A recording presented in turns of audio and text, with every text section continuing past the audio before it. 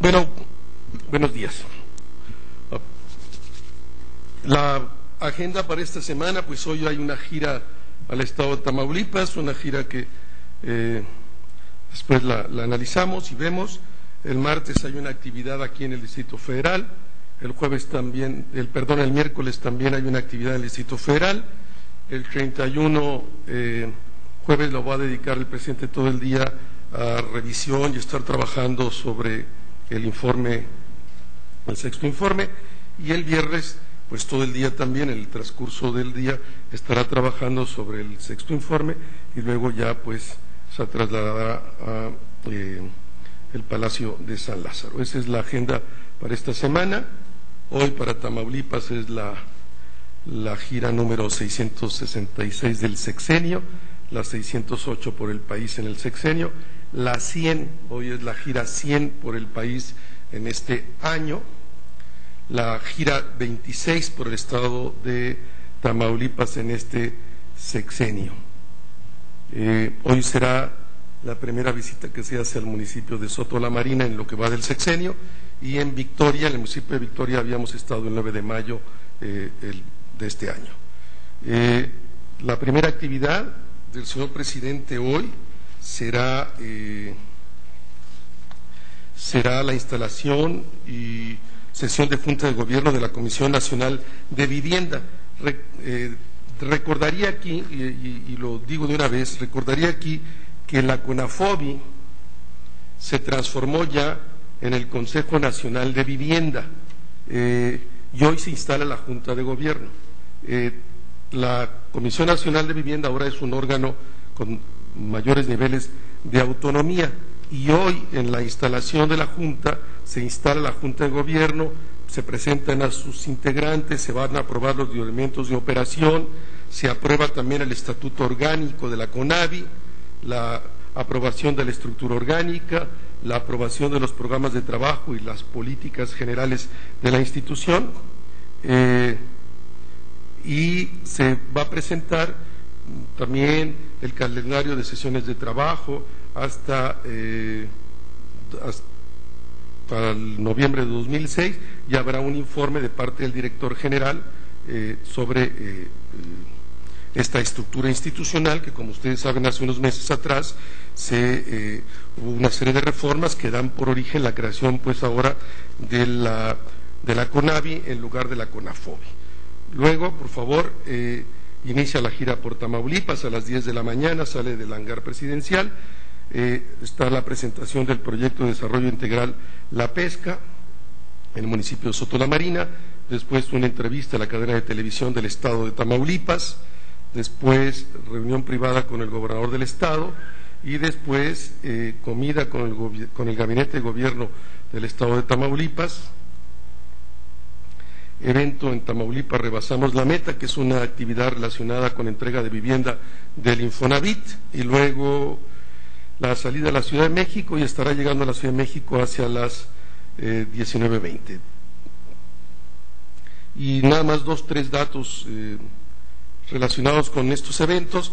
Esta presentación del proyecto de desarrollo integral La Pesca se trata de un trabajo de restauración de la zona sur de la Laguna Madre, que es un área natural protegida desde el 2005, para impulsar por un lado la conservación de la misma y el desarrollo turístico en la zona. Los beneficiarios son estos, y la derrama económica, lo que ha costado esta primera etapa de saneamiento de la Laguna Madre, es de esta cantidad. Y luego la segunda, el primer bloque de datos que están ahí, ustedes los conocen, corresponde al Infonavit. Los créditos otorgados hasta ahora es 1.724.192. La meta es terminar a noviembre de este año con 2 millones de créditos Infonavit. La población beneficiada ha sido 7.600.000 personas, la derrama económica de 349.000 millones de pesos, los empleos 20.700.000 directos e indirectos. Está asociado el proceso de la construcción de vivienda. Y para el caso de Infonavit, lo que va a ocurrir hoy, una meta que tiene Infonavit en todos los estados del país, es superar lo que el instituto hizo en los 28 años anteriores. En esta condición, hoy hay 5 estados que ya superaron lo que Infonavit hizo en los 28 años anteriores. Es el caso de Tamaulipas. Los créditos otorgados son 104.945, que es superior a todos los créditos que Infonavit otorgó en el estado de Tamaulipas en los 28 años anteriores del Infonavit a la existencia del actual gobierno. La derrama económica es de esa cantidad y los empleos son de esa cantidad. Y antes de que pasemos a las ruedas de preguntas, quisiera simplemente plantear, yo me había comprometido con algunos de los compañeros a pregunta de la semana pasada que cuando hubiera un mayor tiempo les platicaría del informe, del 6º informe del presidente Fox. Y voy a proponer tres partes: por un lado el proceso de construcción, por otro lado el contenido del texto y por otro lado sobre el evento mismo. En relación al proceso, en los primeros días de julio el señor presidente propuso una serie de ideas en torno a cuál debería de ser el contenido de este mensaje y también cuál debería de ser la forma del mismo.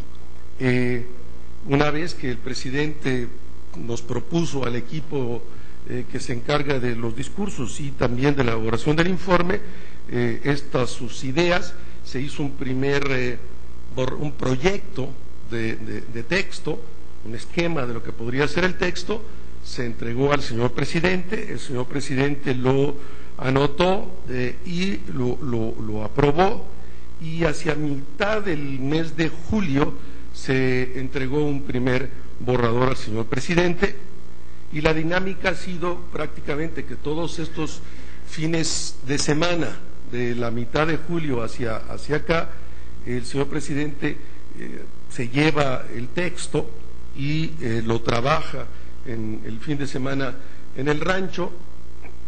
Ahora, este viernes se entregó al señor presidente el 6º borrador que se ha ido construyendo en esta dinámica de que el equipo trabaja sobre las orientaciones que hizo el señor presidente, el presidente se lo lleva, trabaja durante todo el fin de semana y luego lo volvemos a discutir. De hecho, ayer hablé con el señor presidente y me dijo que ya tenía las correcciones para esta 6ª versión y que el día de hoy me las habría de proporcionar, y otra vez, pues con esas orientaciones del señor presidente, sus observaciones, el equipo trabaja o retrabaja el texto, y pensamos nosotros que en estos próximos 4 días que tocan lunes, martes, miércoles, jueves, pues habremos de trabajar 3, 4 versiones más hasta tener la versión definitiva, que habrá de terminarse el propio día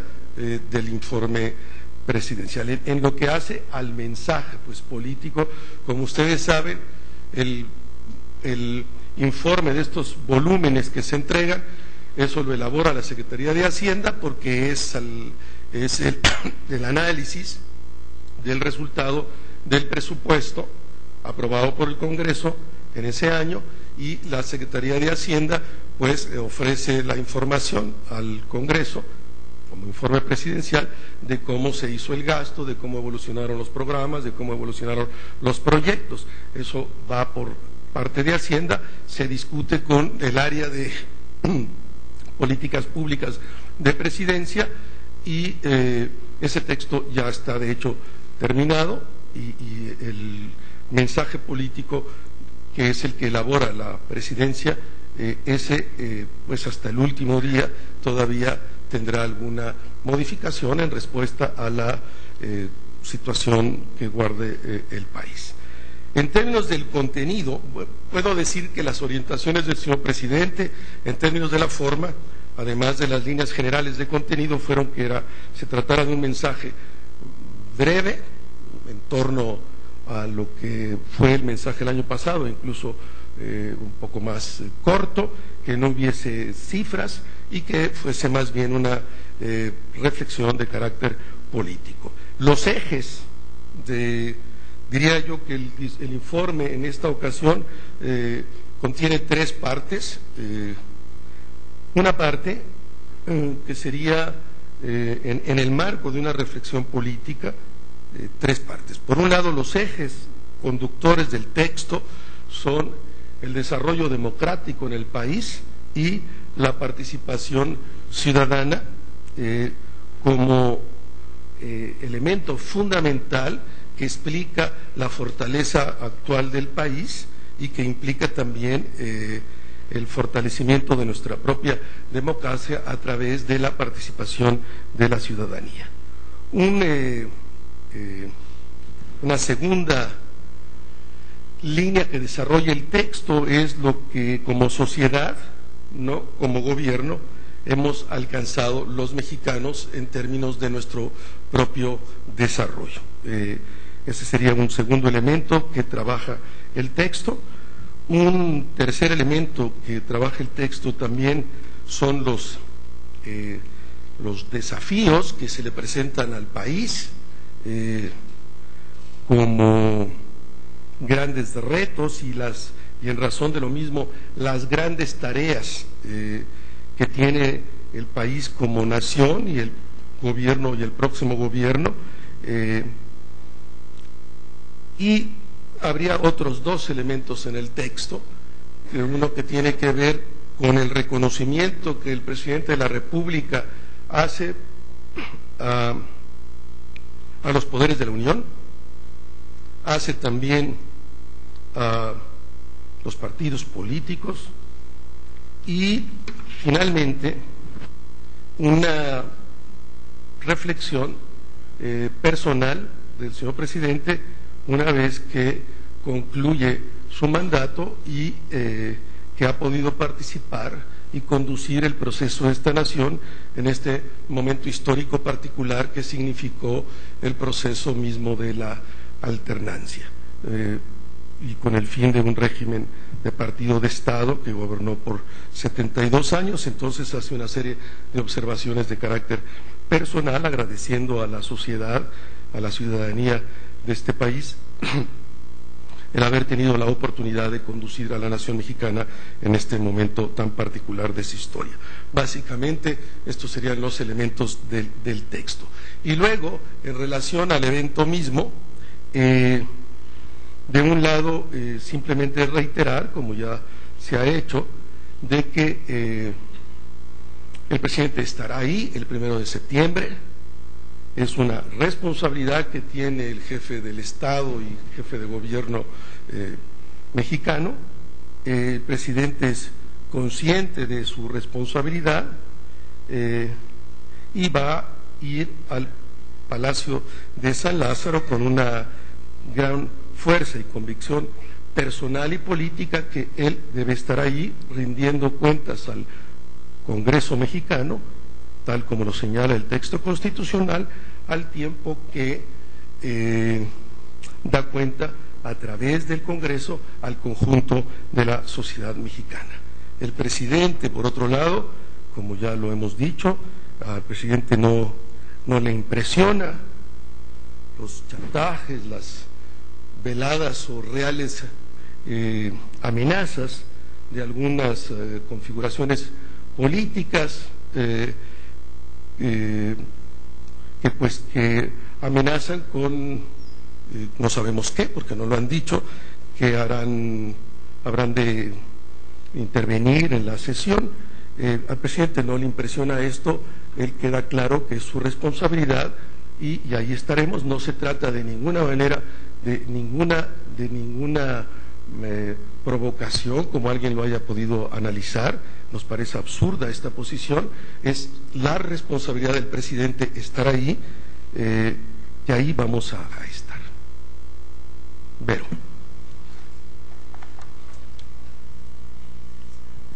Buenos días.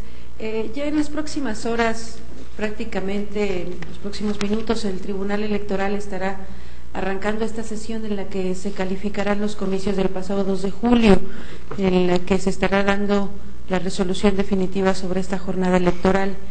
¿Cuál es la postura de la Presidencia en el marco de esta defensa que ha venido haciendo sobre las instituciones? Bueno, como siempre, y lo hemos sostenido, lo habremos de sostener hasta el último momento.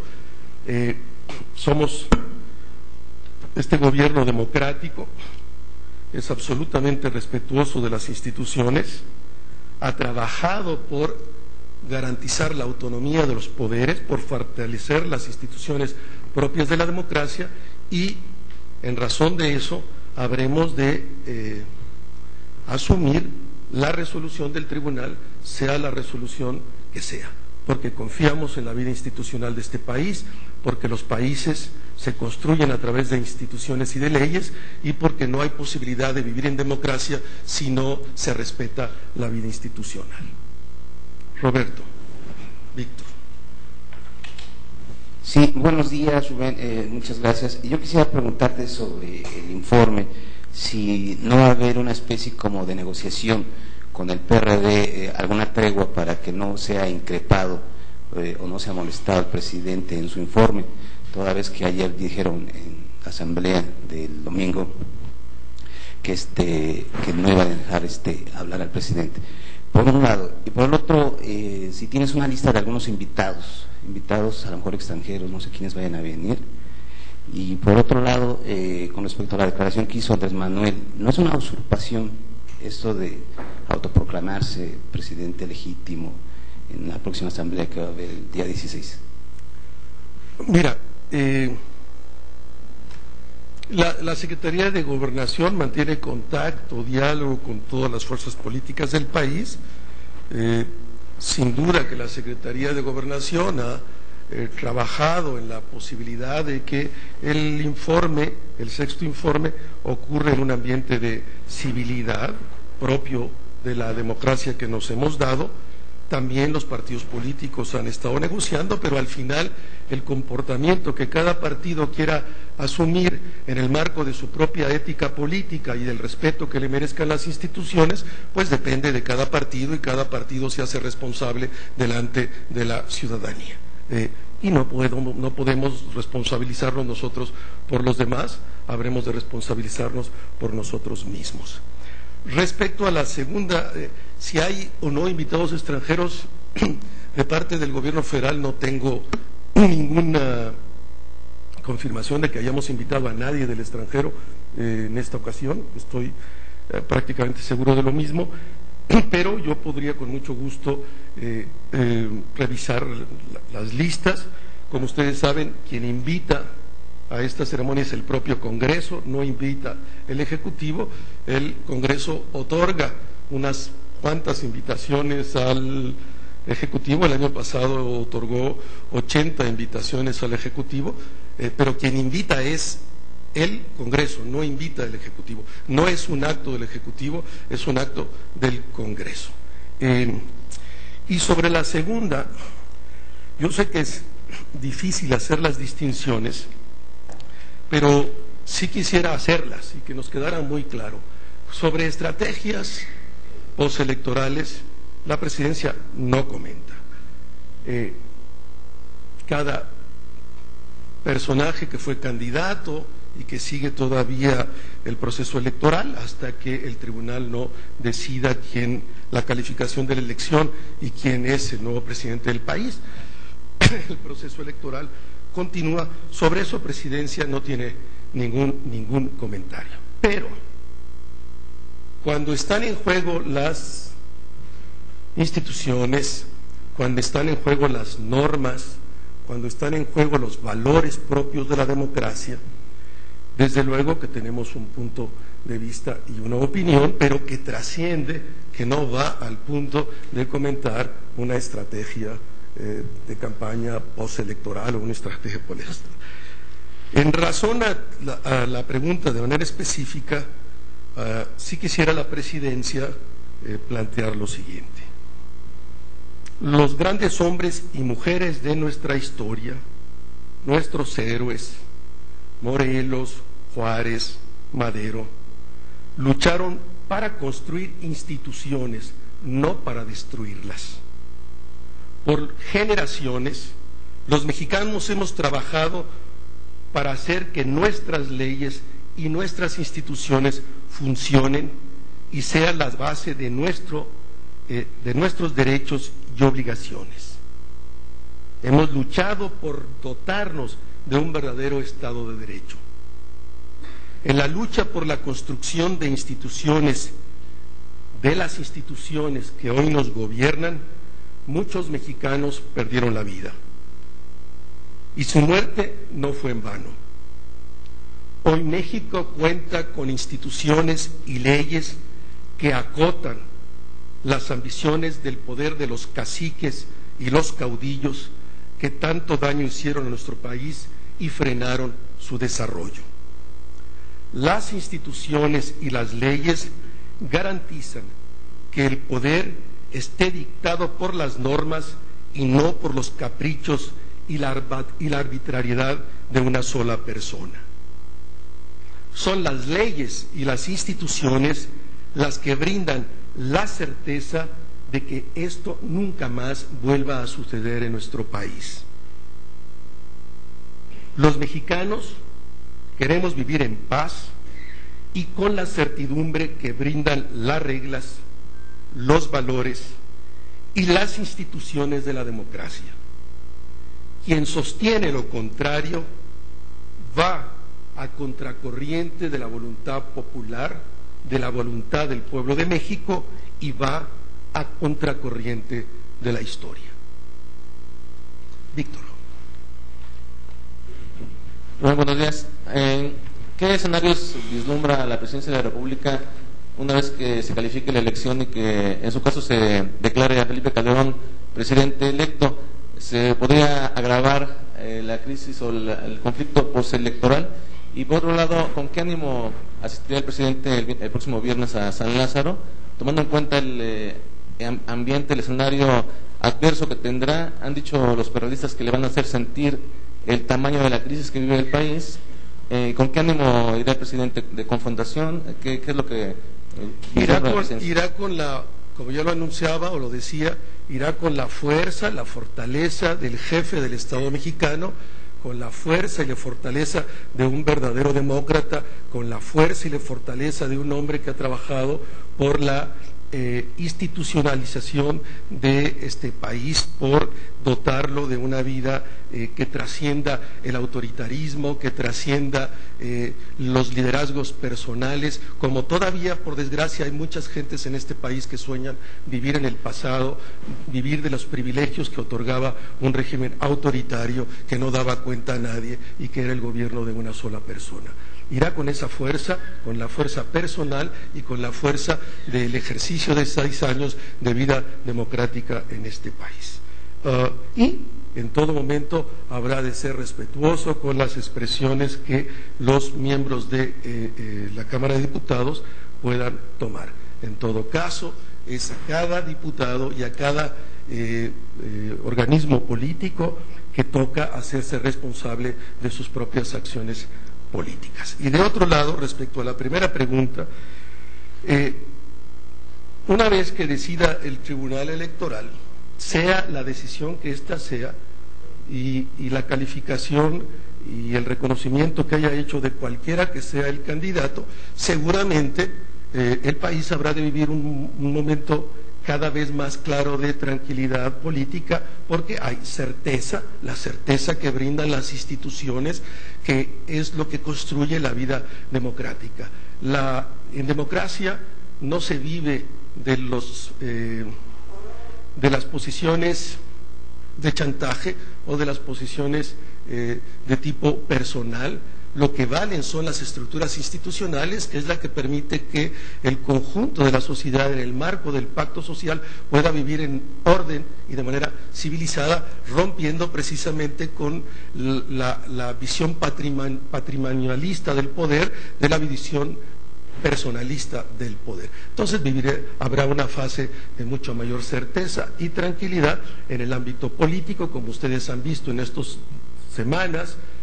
En el ámbito económico siempre ha prevalecido un ambiente de tranquilidad de los mercados, porque asumen que México es un país de instituciones, es ya un país moderno y que no quiere volver al atraso de los personalismos, como todavía algunas gentes en este país quisieran vivir, darle la vuelta a la rueda de la historia. Eso no es posible. solo es posible en las imaginaciones de los que ambicionan el poder, en las viejas claves del poder, pero eso ya no existe en este país y la sociedad jamás lo habrá de permitir. Carlos. Rubén, buenos días. Dos preguntas. Si bien la Secretaría del Trabajo no dio la toma de nota a Napoleón Gómez Urrutia, el sindicato minero amenazó al gobierno federal, le daba un plazo de 2 semanas para dar esta toma de nota, o de lo contrario dice que se habría movimientos, incluso huelgas a nivel nacional. Bueno, habría la posibilidad de dar marcha atrás en esta decisión de la Secretaría del Trabajo, sería la primera. Y la segunda, también algunos analistas señalan que el presidente Vicente Fox sufre una especie también a veces de amnesia de su pasado, ya que tanto él como el actual secretario de Economía, Fernando Canales, también formaron parte de un gabinete alterno con el señor Cloutier. ¿Cuál sería la postura? ¿Acá sufre amnesia el presidente de su pasado político? Gracias. No, de ninguna manera. Esas actitudes que hubo de la oposición se legitimaban absolutamente porque no teníamos una sociedad democrática, porque vivíamos todavía en el marco de un régimen autoritario. Hoy ya no existe eso. La ciudadanía votó, su voto contó y por fin estamos en un régimen absolutamente democrático. Y en democracia no tienen lugar esas posiciones que sí pudieron tener lugar en un régimen autoritario, antidemocrático como en el que vivimos en el pasado. Y respecto yo he fijado la posición, no, las leyes están para cumplirse, que se adjudican la titularidad de la dirección del sindicato, no la tienen, como ustedes saben, las leyes no se pueden interpretar a antojo de las partes, no cumple con los propios estatutos, los señalamientos que hacen estos personajes, y por eso no se otorgó la toma de nota y no habrá de otorgarse. Y reiterar una invitación de parte de la Presidencia de la República a estos dirigentes a que defiendan a sus trabajadores, no que defiendan las causas de un prófugo de la justicia acusado hoy de desfalco a los trabajadores, con más de 10,000 denuncias de los propios trabajadores y emplazado en 3 o 4 de los estados del país con órdenes de aprehensión. No entendemos que los dirigentes sindicales, en lugar de defender a la base trabajadora explotada, a la base trabajadora estafada, puedan defender a un prófugo de la justicia y no a sus bases sindicales. Sara. Gracias. Buenos días, Rubén. Nada más 2 cositas. Comentabas con respecto a la postura de Andrés Manuel López Obrador de las instituciones y que hablas de esto porque están en riesgo. ¿Consideras que Andrés Manuel López Obrador está poniendo en riesgo las instituciones de este país? Y por otro lado, ya el presidente el viernes dijo que el grito lo estará dando en el Zócalo, pero ya también la coalición dijo que va a permanecer ahí. La pregunta es, ¿al presidente no le importaría dar el grito en un Zócalo capitalino con Andrés Manuel López Obrador ahí presente y sus seguidores? Sobre la primera no añadiría nada a la posición que ya fijé, no tengo nada más que añadir. Sobre la segunda, el Zócalo no es patrimonio de nadie en lo particular, no es patrimonio de un sector, incluso de un sector de un partido, es patrimonio de los ciudadanos de este país, es el centro de la República, nadie se puede adjudicar ser el dueño del Zócalo y utilizarlo a discreción. Seremos siempre muy respetuosos y colaboradores con las instituciones del gobierno de la Ciudad de México para resolver este problema y regresar el Zócalo al conjunto de los mexicanos y no solo a un grupo que se lo ha tomado y lo usa de manera personal. Y en razón de eso mismo y como símbolo de que el centro histórico y en particular el Zócalo de la Ciudad de México es patrimonio del conjunto del país, corazón del país, el señor presidente estará allí pronunciando el grito de independencia el 15 de septiembre. Si ahí quieren permanecer las personas que ahora están ahí, pues están invitados a seguir ahí todo el tiempo que ellos quieran, si consideran que con eso construyen un nuevo país y con eso fortalecen la vida democrática de México. Patricia. Gracias, buenos días. Sobre el 1 de septiembre, señor, me gustaría saber si existe la posibilidad de que la presidencia analice un escenario distinto al que tradicionalmente estamos acostumbrados, de que el presidente llegue a la máxima tribuna a dar su último informe de gobierno, porque hay una versión que apunta a que los periodistas van a ocupar la tribuna y van a impedir que el presidente rinda su informe. ¿Ustedes están analizando esta posibilidad? No, de ninguna manera. ¿Toman en serio estas estrategias que se están ahorita deslizando? Y por otra parte, ¿quién va a sustituir al señor Ramón Muñoz? ¿Ya va a renunciar o va a estar cobijado por el presupuesto de la presidencia en cuanto a su salario? Gracias. Sobre la segunda, Ramón Muñoz renunció con fecha del día de hoy. Yo lo había anunciado la semana pasada, no hay nada nuevo, renunció con fecha del día de hoy. Va a ser encargado del despacho, se nombra encargado del despacho a Juan Carlos Murillo, que venía siendo el número 2 de la oficina de Ramón Muñoz, quien toma ese cargo el día de hoy. Mañana, pues, Ramón Muñoz asumirá su cargo como senador de la República, cuando se integren las cámaras, pero la renuncia de él está presentada con fecha del día de hoy. Y sobre la primera, no, el gobierno, no, la presidencia no tiene contemplada ninguna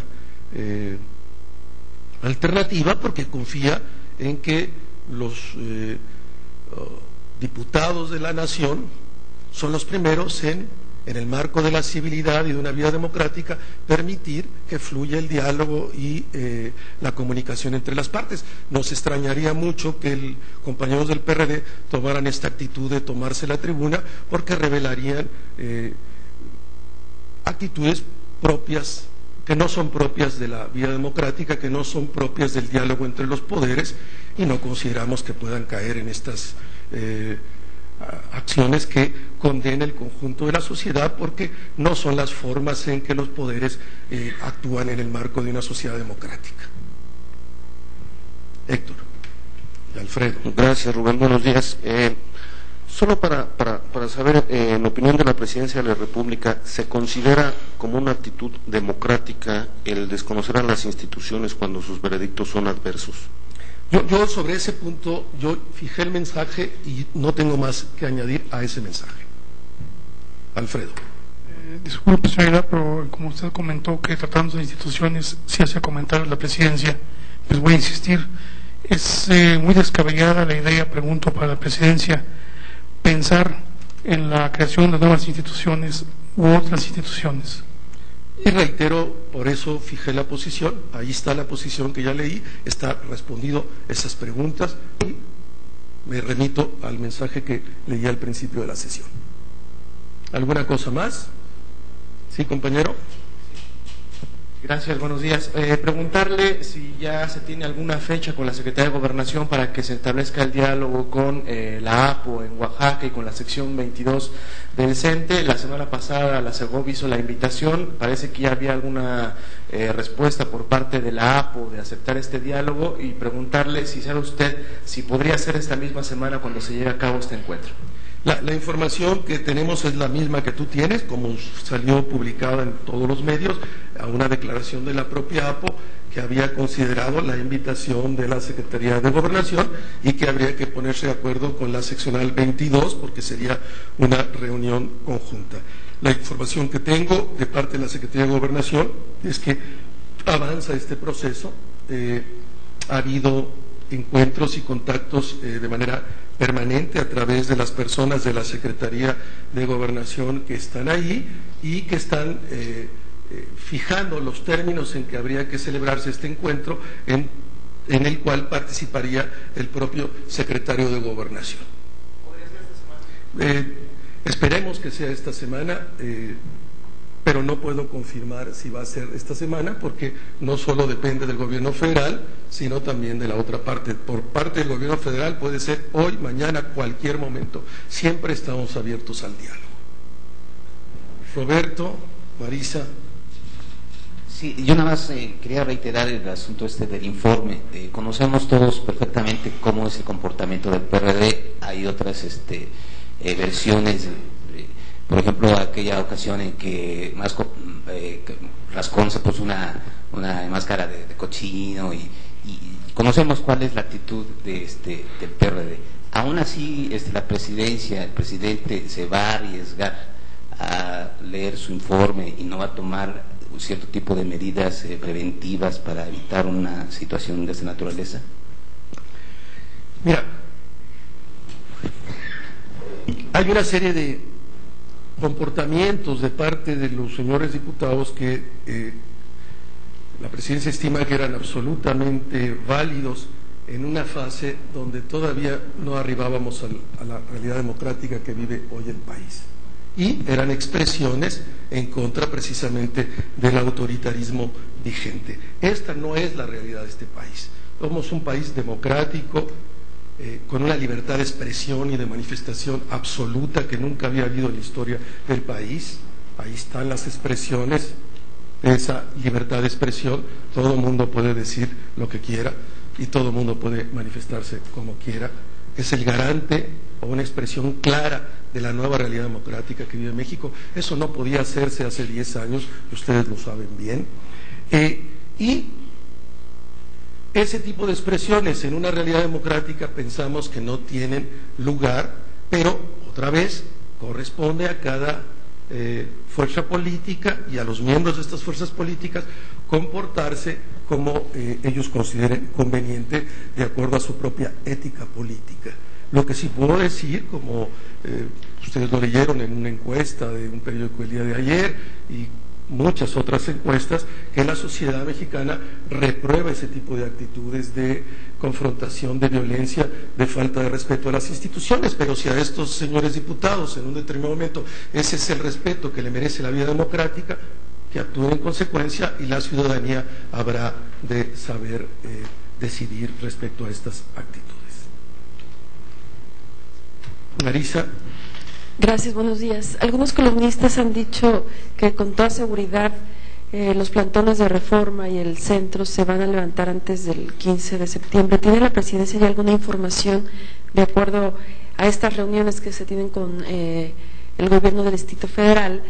Si hay una fecha ya precisa de cuándo van a levantar estos plantones, y por otro lado, ¿tendría alguna preferencia el presidente de qué partido pudiera contestarle el informe?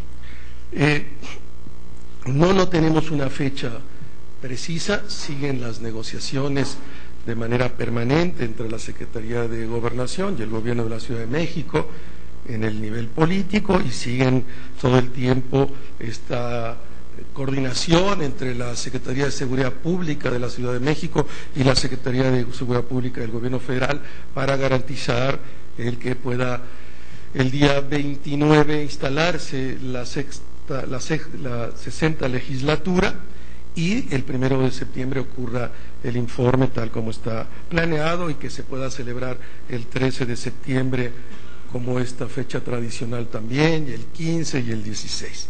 Pero no tendríamos fechas. Sí confiamos en la capacidad de negociación, lo he dicho en otras ocasiones, del jefe de gobierno con sus compañeros de partido que le han tomado las calles y las plazas de la ciudad para poder, por la vía del diálogo,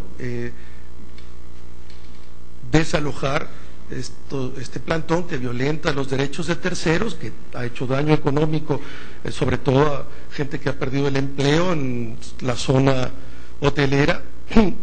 Muchos de esos hoteles están con la mitad de su personal, restaurantes con la mitad de su personal, para poder paliar esta circunstancia y esta situación, y que permita también que el conjunto de la sociedad que se siente afectada por esta toma pueda pues gozar de la ciudad en toda su plenitud.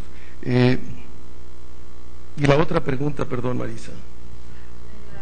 Del informe.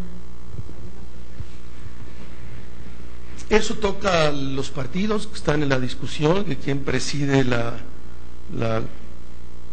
quién es el presidente de la mesa, quién es el presidente de la comisión de la Cámara, que son 2 cargos que en cada una de las cámaras habrá que celebrarse.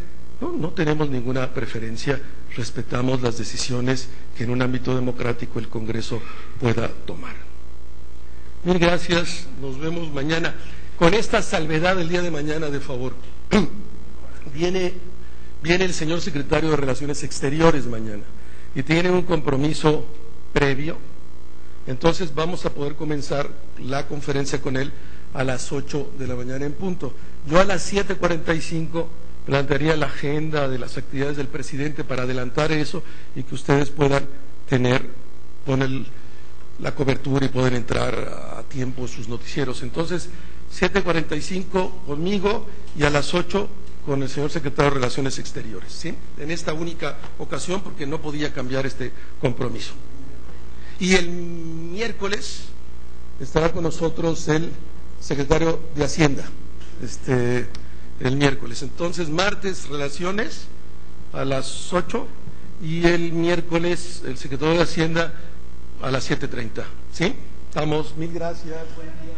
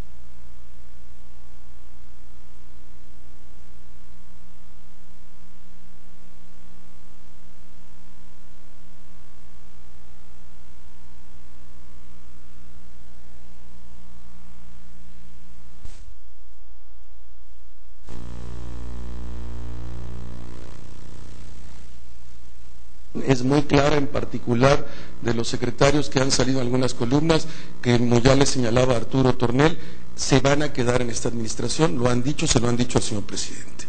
Sí, el señor presidente, porque es decisión del señor presidente quién participa o no en el gabinete, pero puedo asegurar de manera tajante que todos los secretarios de Estado que están hoy en sus cargos son los secretarios que habrán de terminar la gestión. Respecto a la otra pregunta, en todo caso creo que la pregunta debería de ser otra. La política del gobierno mexicano, la política exterior del gobierno mexicano, en ninguno de los casos ha asistido el presidente a la toma de posición de ningún mandatario durante toda su gestión. Esa ha sido la política. No. Podría entonces pensarse por qué estamos considerando la posibilidad de asistir por primera ocasión a Honduras. No es definitivo, pero se ha considerado la posibilidad para fortalecer el proceso democrático en la región, en particular en Centroamérica, después de un proceso electoral que fue tenso, cuestionado, y como una manera del gobierno de México de solidarizarse en particular con el área de Centroamérica. ¿Ya da en la lista de invitados confirmados la presencia del presidente Fox? Todavía la Cancillería mexicana y la Presidencia de la República están considerando si en relación de la agenda del señor presidente podamos asistir o no. Marina. ¿Por qué Honduras sí y Bolivia no? Pero ya lo dije, en ese caso en particular lo señalé como una contribución de México. No ha asistido el presidente a ninguna, esa ha sido la política, no ha asistido a ninguna. En este caso habría la posibilidad de, en razón de la agenda del señor presidente que regresa de Chile de paso, poder asistir. Hay condiciones de la agenda y contribuir al fortalecimiento del proceso democrático en la región centroamericana. Esas serían las razones: posibilidad de agenda, acomoda de un viaje que viene el presidente de Sudamérica, y la posibilidad de contribuir a ese fortalecimiento. No más. Gracias, nos vemos mañana. Mañana la salida, entiendo, es en los helicópteros, desde aquí a Oaxaca. Entonces la conferencia de prensa será acá y luego ya nos vamos, ¿no? Muchas gracias, muy amables. Hasta luego. Yo veo esto con...